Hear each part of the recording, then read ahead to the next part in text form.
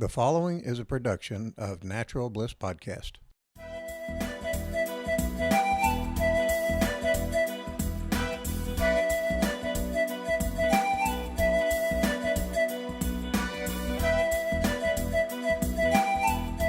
Hello, and welcome to It's Your Life. I'm your host, Joyce Wheeler, and today I'm here with author, speaker, and radio host Lynn Pierce is passionate about empowering women to live a healthy, ageless lifestyle after 50, all while redefining what success means for soul-based entrepreneurs. Lynn is the author of Breakthrough to Success, 19 Keys to Mastering Every Area of Your Life. She founded the first major event for women information marketers, the Women's Business Empowerment Summit in 2004. She is the co-author of more than a dozen books, created and hosted Success Blueprint Radio, along with the new Empowered and Ageless 5 to Thrive podcast. Lynn has shared the stage with the world's most noteworthy mentors on success, such as Brandon Burchard, Barbara DeAngels, Jack Canfield, and Stedman Graham. Lynn was diagnosed with breast cancer at the age of 43 and cleared the cancer from her body naturally within 30 days. Health and nutrition have been a big passion of Lynn's since 1981 because without your health, all the success you can achieve is meaningless. Okay, so today Lynn and I are going to be talking about the power of morning ritual to impact your health. Welcome to the show, Lynn. Thank you, Joyce. I'm happy to be here. And I'm happy to have you here. And I'm real interested to learn about this morning ritual that you do. And first off, how did you get started in doing a morning ritual? What persuaded you? Well, I think maybe some of us have morning rituals that just kind of grow organically that we might not even label as rituals. But the first that I actually remember that I thought of as a ritual was when I started studying A Course in Miracles back in 1994, and that was when I first started meditating. So when I was doing the course, there was a lesson in the workbook every day for 365 days. So that really got me started. And then I just kept adding more and more pieces to my morning ritual that seemed to be a good fit. And I think that's an organic thing that happens once you have a ritual. It's like, oh, I should also do this, and this would be good, and maybe this. And before you know it, you've got a full-blown morning ritual that you do. So let me ask you this. As part of your ritual, do you have a specific time you wake up every day? No. I'm one of those people that I kind of go with the light. So I'm not a fan of daylight savings time at all because it totally messes up my schedule. And my dogs notice the difference too, and they don't really like it. So normally I'm awake in time to watch the first light in the morning, whatever time that happens to be. Now, during daylight savings time, sometimes I'm awake for an hour before the sun starts to come up, which messes with the timing of my ritual because I try to stay in bed until it's light enough for me to take the dogs out. So my timing of my ritual is subject to change, and it flows with whatever time it's getting light in the morning because it also has to be light enough when I go up to my rooftop patio to read. So there has to be a little bit of light so that I can see what I'm reading. But normally I would say that I wake up 5:30, and I am most of the time going to sleep around 9 o'clock at night. So I'm one of those early to bed, early to rise people. And 8 hours of sleep is what works best for me. So it sounds like part of your ritual is waking up in the morning and then taking the dogs for a walk. So after that, is that like then it becomes your time ritual? Well, and it's also become their ritual because even our pets like the comfort of having rituals. Having rituals in our life simplifies things for us. And what happens is in the morning, if you don't have any routines or rituals in your life, whether you work at home or work outside the home, whether you have pets, whether you don't, there's much more of a chance that you're going to be running around like a chicken with your head cut off.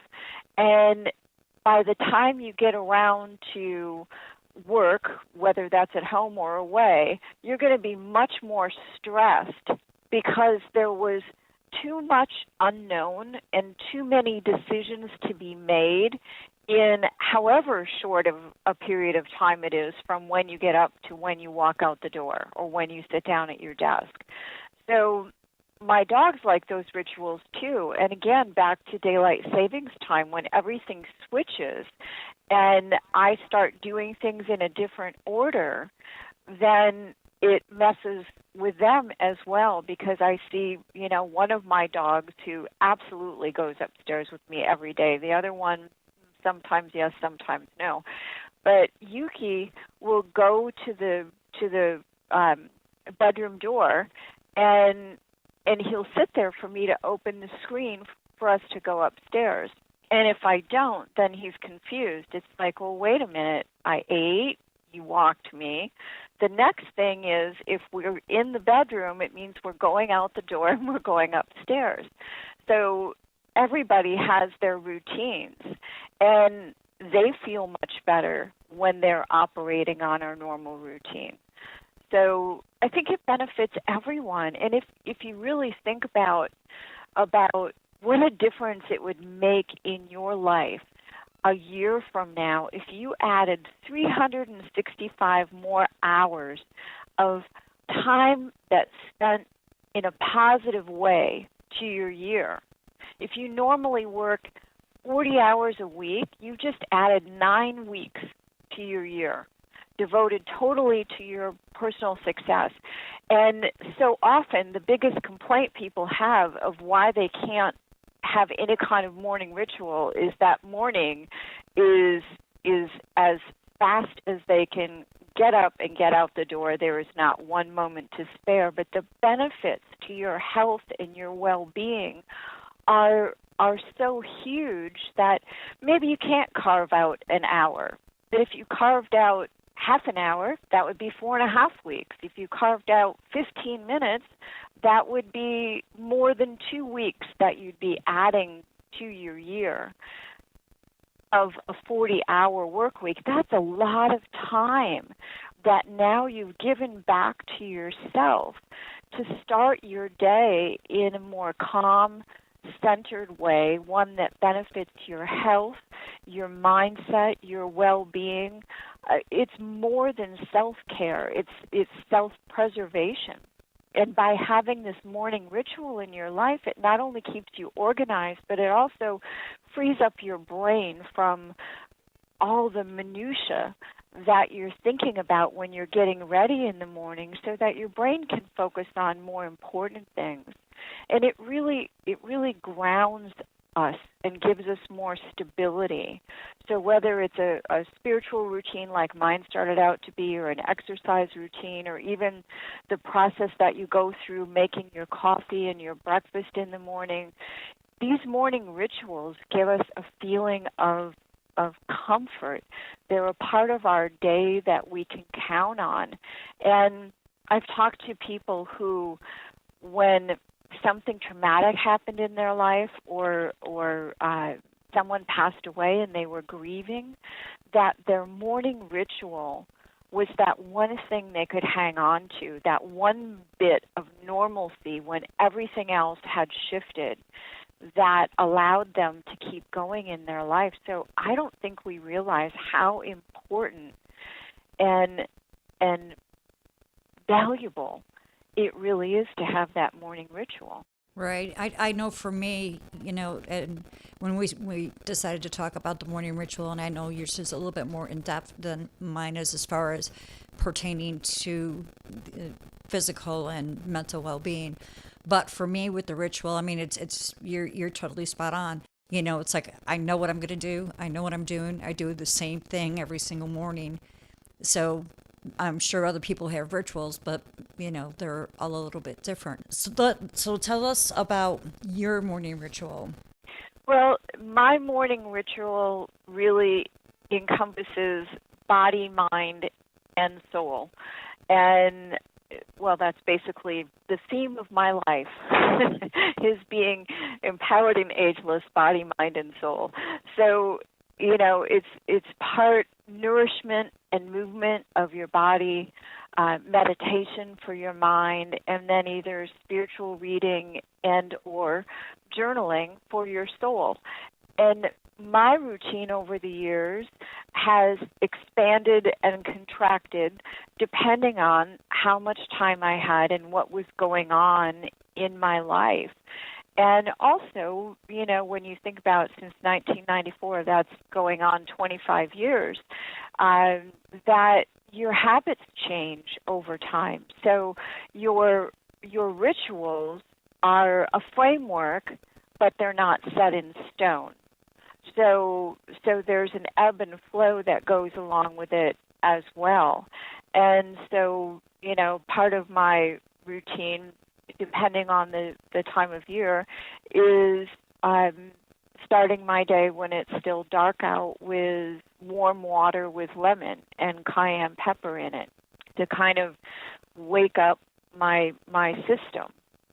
And sometimes, like in the winter, when I've got probably an hour before I can get up and take the dogs out, I'll do meditation before I go upstairs. So I'll do a meditation on an app, a guided meditation, like from Insight Timer, which has thousands and thousands of all different types of meditations. You can meditate, obviously, just with a timer, or you can add background sounds to it, or you can do a guided meditation. There's every possible kind of meditation on Insight Timer you would want to use, and it's a free app.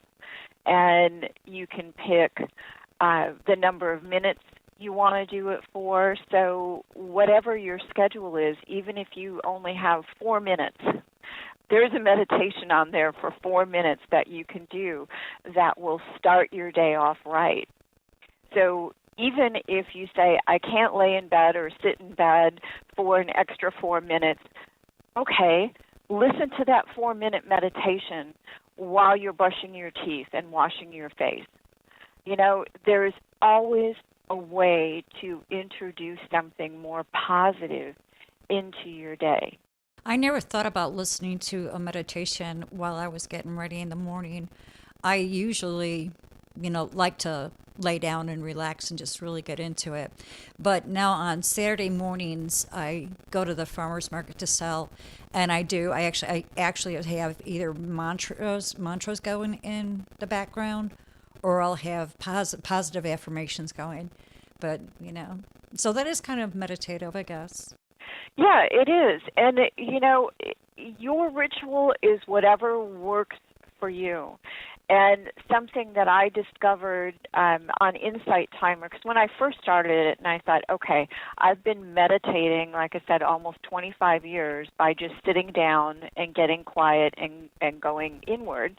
And so even the thought of setting a timer was different. And then putting background sounds like, well, I live at the ocean, so I don't really need the ocean, but like birds singing or something, was different. And then I started just looking at, on the front page of the app, you'll see all the other people that are meditating at the same time you are, and it will show you what people are using.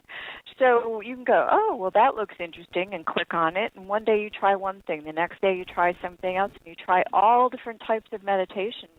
And I discovered Tibetan bowls. And there's a quick meditation that you can do with that, or there's meditations that are tied to each chakra that you can do with the bowls. So it's immense what you can do just in terms of that one app. But, there is a way. When I started meditating, I started with 1 minute. And this was 1994, so we didn't have timers on our cell phones. We barely had cell phones. But I started before I went to work in the morning. I go into the kitchen and I set the timer on the microwave for 1 minute. And I'd sit down on the kitchen floor and close my eyes and try to be calm and think about going inward for 1 minute. And then if I could do it for 1 minute, then I changed it to 2 minutes. Once I got up to 5 minutes, I thought, okay, I probably don't need the timer anymore. I can do it in my bedroom just by doing it and seeing, how long I go for. And if I start going too long, my husband will tell me, hey, you got to get ready for work. So that was how I started. It doesn't have to be complicated. It can be as simple as it needs to be and as fast as it needs to be. I mean, even in terms of, okay, you could, while you're getting ready for work, you could drink a cup of warm water with lemon. I put the cayenne in there because it helps with your metabolism. Then while you're brushing your teeth, you could listen to even a 4-minute, hey, here's a great way to start your morning kind of meditation.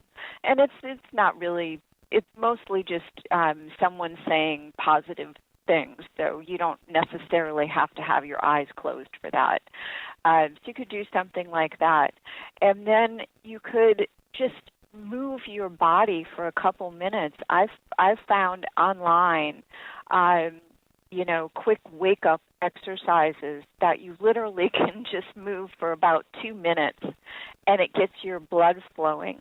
So altogether, you're only taking less than 5 minutes away from your normal routine about getting up and getting out the door to include these 3 different things in your morning. It doesn't have to be a big time-consuming thing. And yet, if you work at home, or if you're an early riser like I am, you can have an hour or 2 hours. There was a time, 10 years ago when I was going through my divorce that I felt like I needed even more time. And so in my meditation I was saying I really want more time. And within a couple days, all of a sudden I was waking up an hour earlier and still feeling completely rested and energized. And I'm like, thank you. That was easy. So, you get what you ask for. And for several months, my routine was 3 hours. And I didn't move what time I started work in the morning. I moved when I woke up because it was that important to me, and I knew I needed it. So that's what I did. Lynn, I had a friend of mine that used to work for the University of Tennessee, the agricultural experimental station. And he had commented to me one time that they feed the cattle every day at the same time, but when daylight savings time would come around, all of a sudden the cows would either show up an hour early or an hour late. They pretty much have it built into their time clock. And he said it seemed to throw them off in several ways for several days.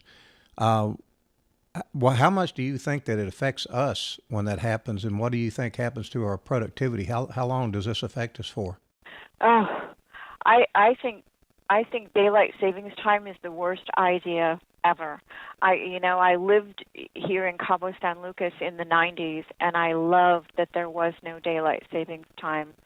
And then I moved to Arizona, which also didn't have daylight savings time. And when I came back to Cabo, I don't know, 7 years ago, I was disappointed to find that they were doing it here, and they don't do it on the exact same timetable as they do in the U.S., but it throws me off for whatever the difference is between Mexico doing it and the U.S. doing it, because then my work and the people I connect with is thrown off. But then also after we're all back to normal as far as our time zones, then it still seems to throw me off for about another week. And I think the biggest thing is it being dark in the morning for me. For other people, it's that it's dark too early at the end of the day. So it depends if you're a morning person or a night person, which end of it bothers you.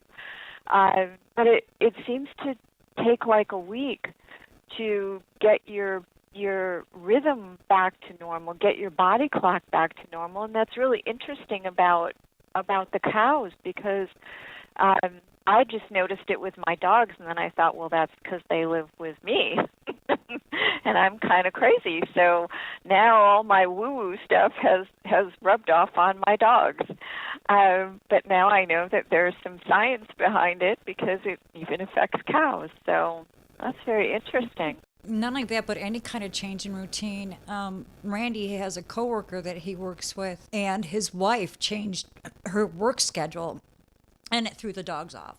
Yeah, I think ritual is important for everyone, and people that just say, "Oh, I don't have time for any of that," don't realize that if they had a ritual, they would have more time, because when you have rituals, you're more organized. Your brain isn't preoccupied with trying to keep track of 10,000 different things, and all these micro decisions that we make in the morning are all taken care of by having a ritual.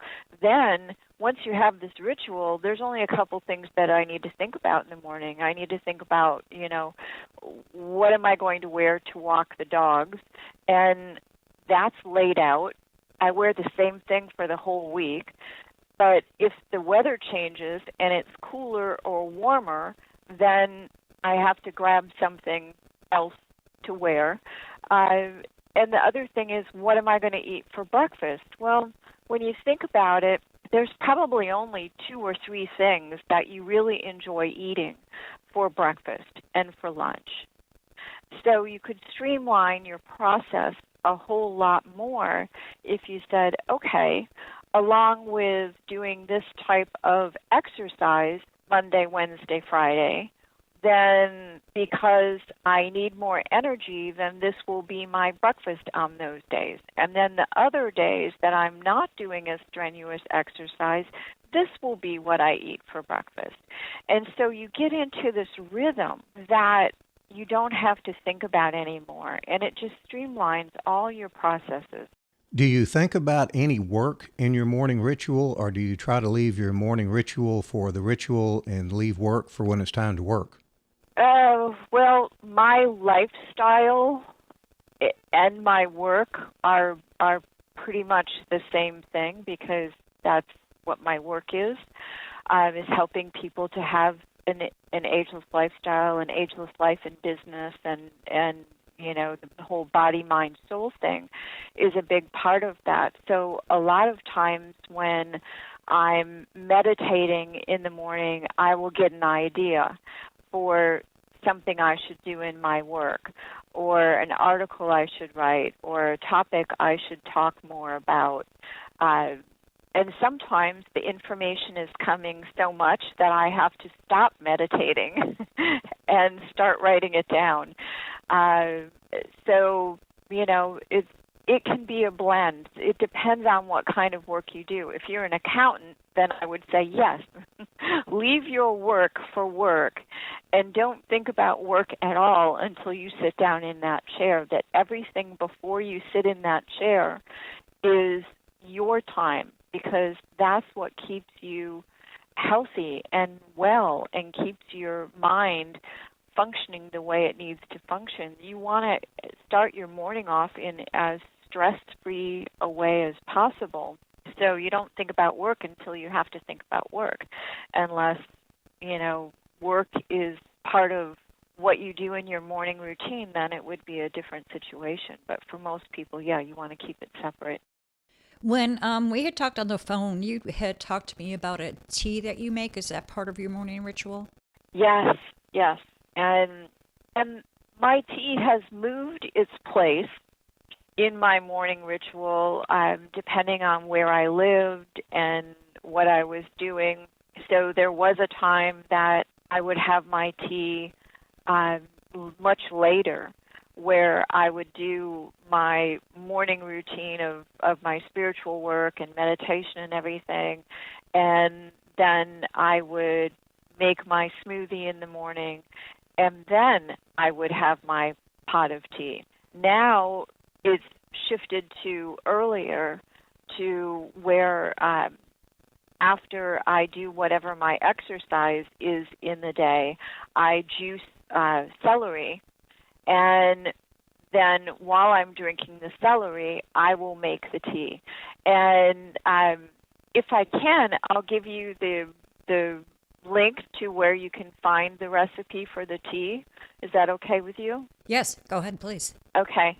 It's on my website at Ageless Lifestyle after50.com, and then it's just / my tea. And there's a video, and then there's also a list of all the ingredients.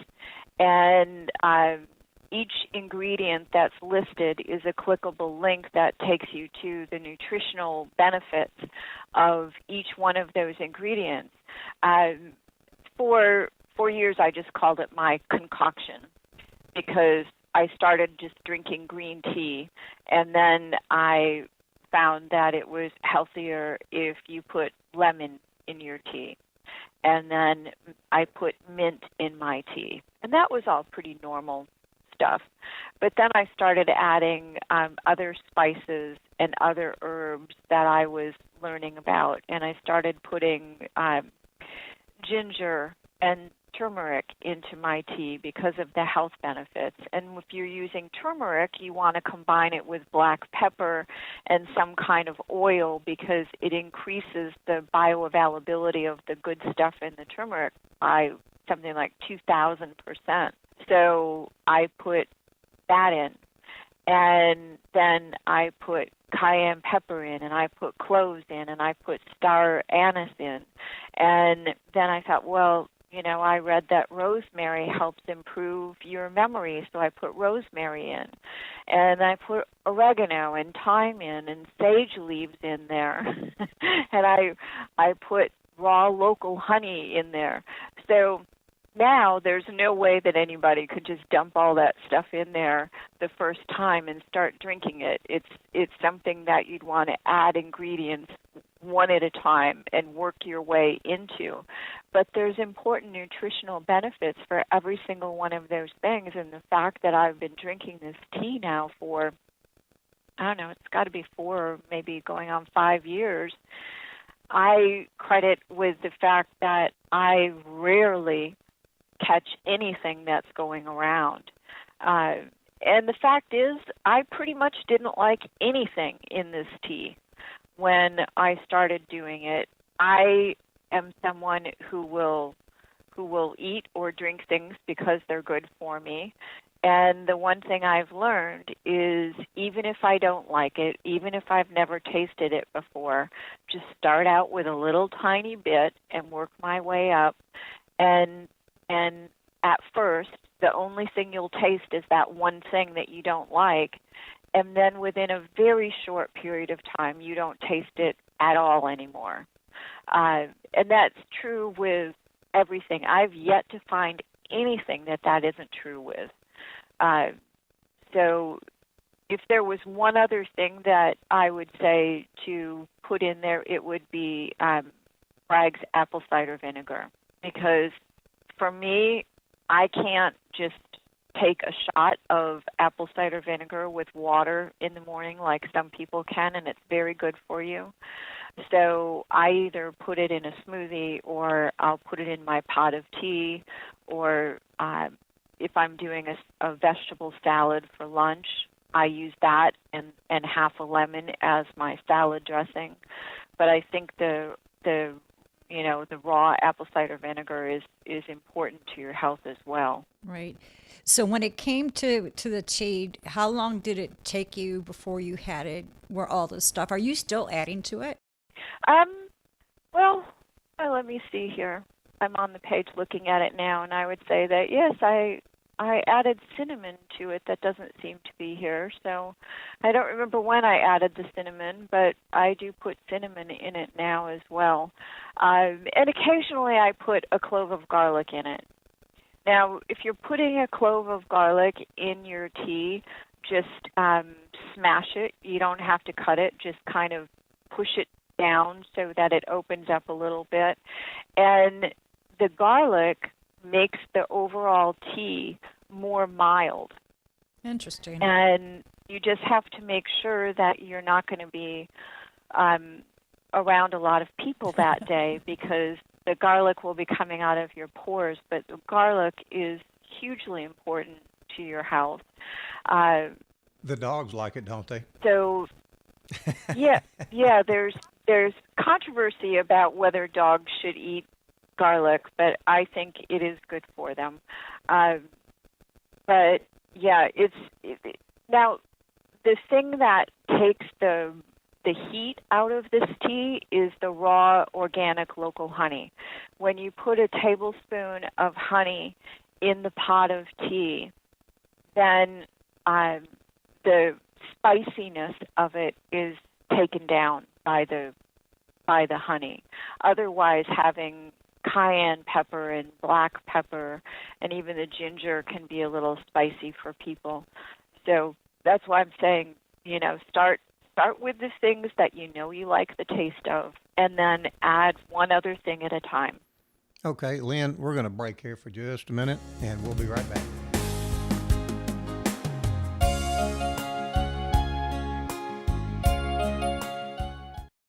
Bring out your heavenly body with Heavenly Body skincare products.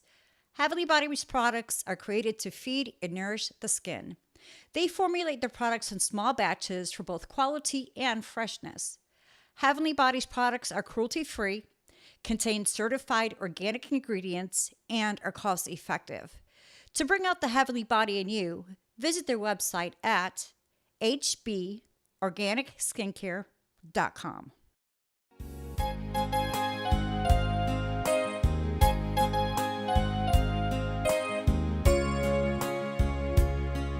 And now we return to It's Your Life with Joyce Wheeler.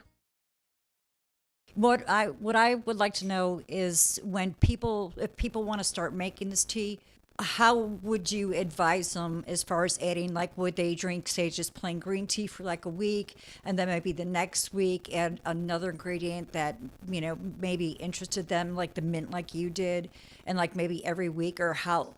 Do you have any kind of recommended time that you would recommend people add stuff in? No, I think it's people's taste buds are so individual.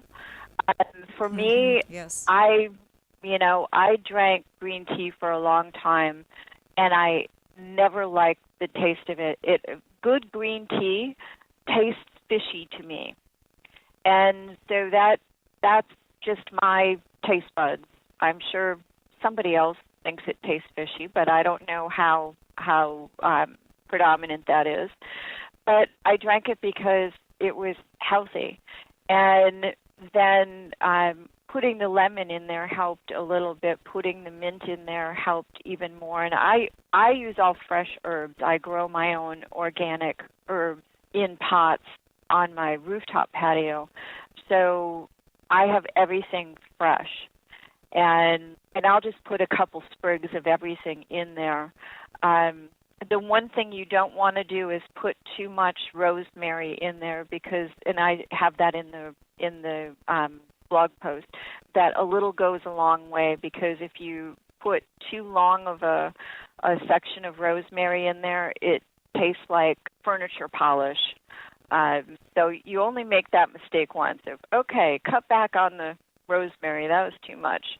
But you just kind of feel your way through it. And the pot that I use, I can put a liter or a quart of water in. So it's a pot of tea that takes me at least a couple hours to drink.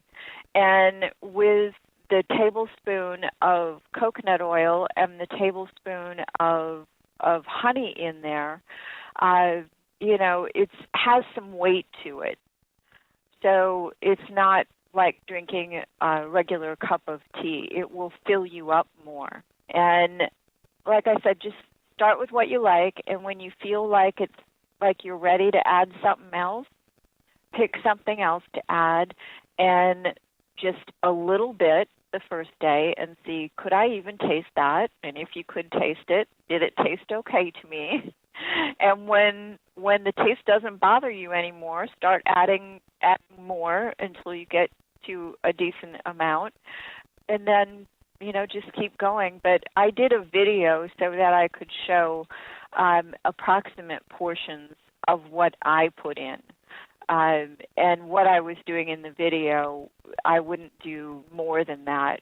Like I do a couple really healthy shakes of the cayenne pepper in there, but it took me a long time to build up to that. So, what about people who don't have access to their own garden or an organic garden? Where would you recommend that they get their herbs from? I think any grocery store now has the little packages in the produce section of fresh organic herbs.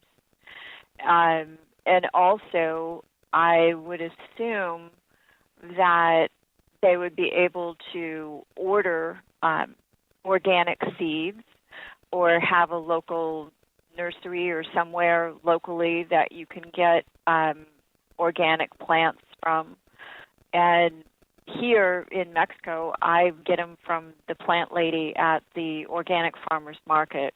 So I buy all my herbs from her, and some herbs last for years. Like now I have a gigantic oregano plant that I could provide oregano for my whole development, and that's been growing for about 3 years.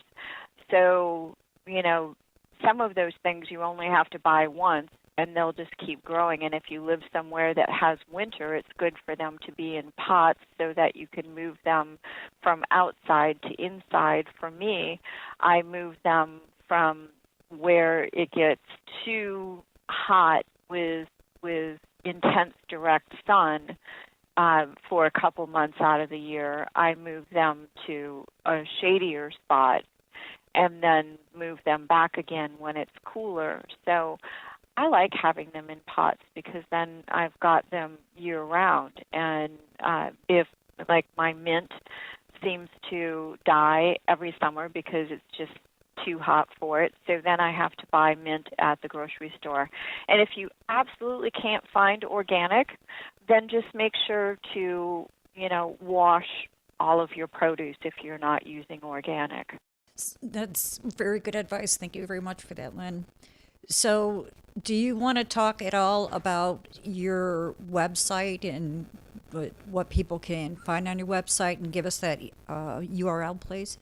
Yeah, my website is Ageless Lifestyle after50.com, and the whole point of the website is to give you lots of information for a healthy body, mind, lifestyle, and business after 50. That not everyone is looking towards a rocking chair at retirement. Some people feel just as vital after 50, after 60, after 70 as they did when they were 30. And so they want to make sure that every part of their life feels as ageless as they do. And so Right. I've got just a ton of recipes, plant-based recipes, nutrition information, a little bit of fitness. When it comes to fitness, that's not my thing. I do simple things. I walk. I do a Pilates DVD. I'll do yoga videos that I follow along with. Just simple types of fitness. So I'm not going to be anybody's fitness guru. But health and nutrition and the mind-body connection is something that I've been studying for, since 1981, so however many years that is. too many. And I've been studying, human behavior, what makes people who they are and what makes them change in a lasting, positive way since I was in high school. So more than 40 years. And all of that kind of information is available on my website. And the web address again, please? Ageless Lifestyle after 50.com. And the 50 is 50.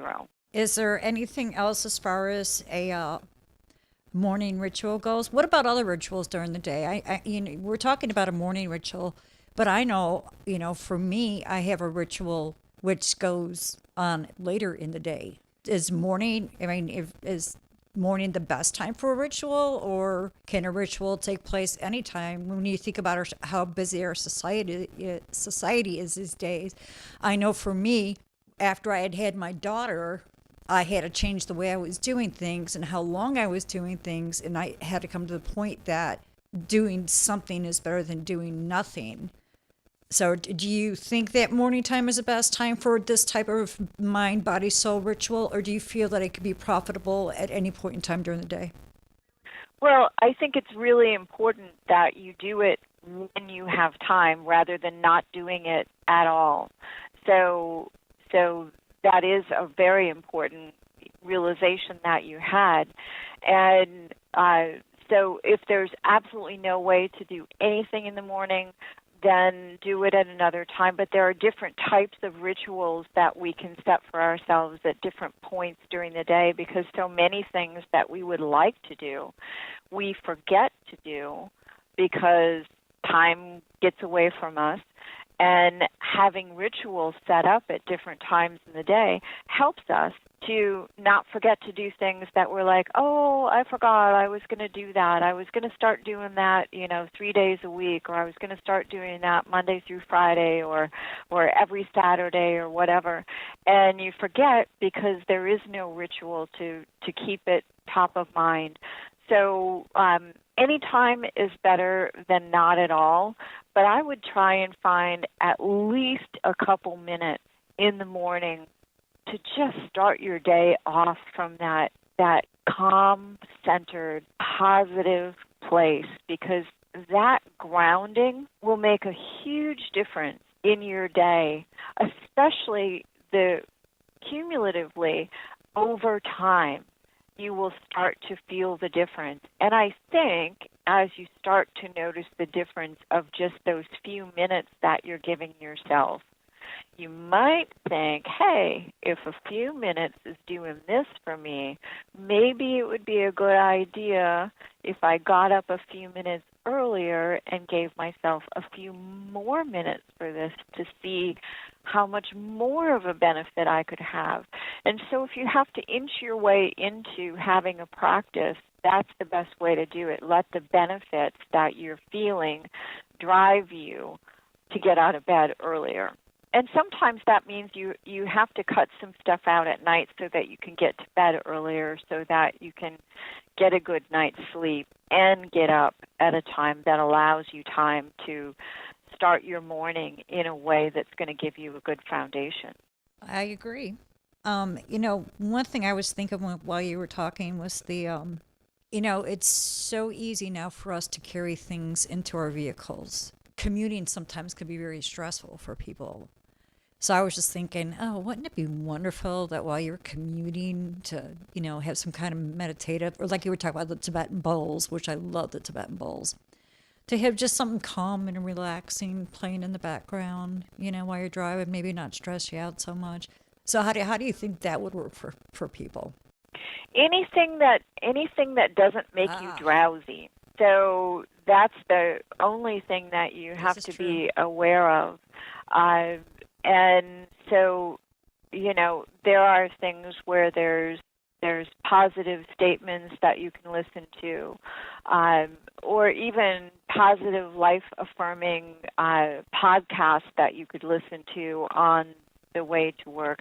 One thing I do that's now, like when Randy was asking about the crossover from your morning routine and work, I started something June 1st where I do a 5-minute Facebook Live at approximately 7 o'clock in the morning. And so when I get up from doing my meditation, I think, okay, what's the topic I want to talk about today? And I get on Facebook, and I call it Empowered and Ageless 5 to Thrive, 5 minutes, 5 days a week to start your day off in an empowered way. And so it's a positive 5 minutes, 5 to maybe 7 minutes, depending on the day, where I help people start their day in a positive way. And just a couple weeks ago, I turned that into an audio podcast that's now available pretty much everywhere, iTunes and I guess it's Google Podcasts and Spotify and all that kind of stuff, so that people have something short to help them start their day in a positive way. So everybody commutes for at least 5 minutes. So that's something else that you can do that can be part of your morning ritual. And even though I'm doing it to help other people start their day in a positive way, anytime you're teaching something or you're speaking about something, everything that you're saying as much for yourself as you are for whoever's listening to it. So it's a positive thing for me as well as the people that are listening to it either on Facebook or through the podcast. I have seen you doing that on Facebook. I unfortunately, being so busy, I kind of limit my time on Facebook to doing only certain things. So I will have to check that out. I didn't know what it was about. I only known I had seen you, seen it that you were live. Well, and I don't know why I didn't think of the podcast sooner, but you can go to anchor.fm/Lynn Pierce, and you'll find the podcast there. And right at the top of the page, there's a little button that says, something about where you want to listen to it. You can click on that, and it'll open it in whatever your favorite player is, whether that's iTunes or Android or Spotify or all these other ones that I've never even heard of before. So it is a way for people that say, I don't want to start my morning on Facebook or I'd never get off. Or, there still are people that don't do Facebook. Right. I started with episode 1 going back and uploading them as podcasts so that people can listen to it wherever they want to listen. Well, for people who are on Facebook and they want to connect with you, where do they go to? What am I on Facebook? I used to be Lynn Pierce, and then back in the early days of Facebook, they changed it to the Lynn Pierce, I think, is the actual address on Facebook. And what else do you put up on your Facebook page outside of your live? Do you post blog posts or anything meaningful? Yeah, every day, Monday through Friday, there's an article that's posted. So my morning work routine is when I'm done with my other routine, I come in and the first thing I do is I share my Facebook Live in my Facebook group and on my Facebook business page. And then I write my morning email that I send out Monday through Friday to my email subscribers.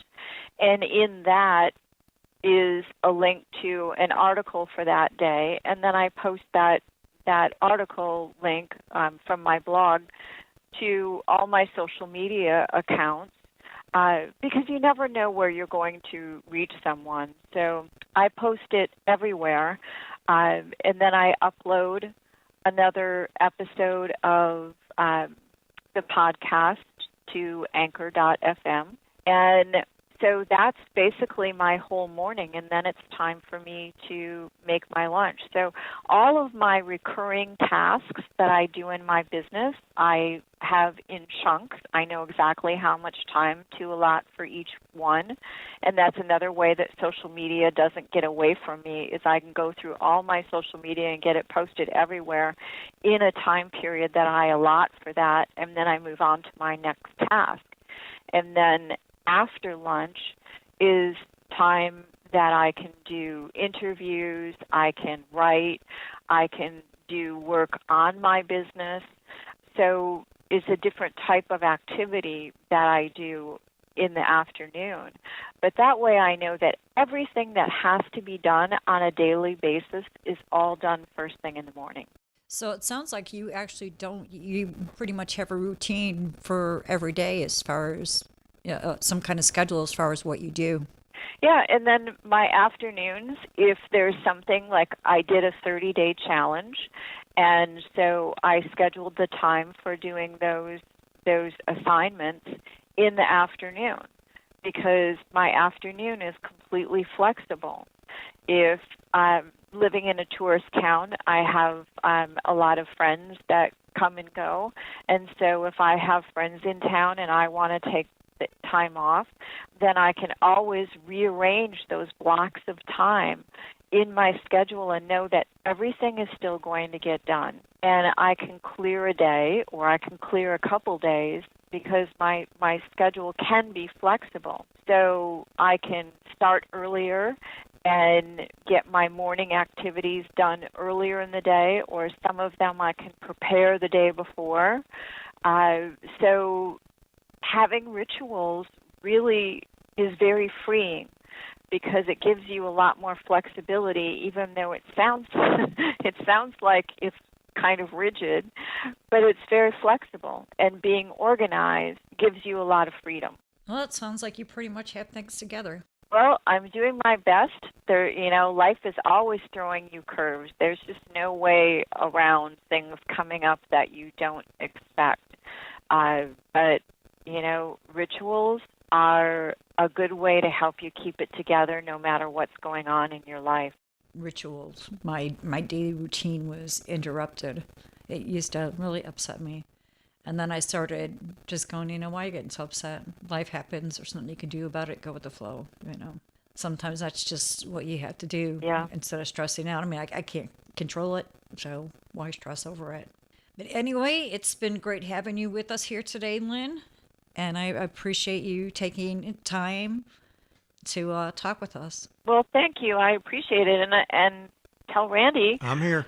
I learned something today about the cows. I find that very interesting. So, this has been a great conversation for me as well to talk to you guys. Well, it was a pleasure having you and having this time to talk to you and to get to know about your routine and what you do. Well, thank you for having me. All right. Thank you, Lynn. Thank you, Lynn. Bye. The following has been a production of Natural Bliss Podcast for a better quality of life.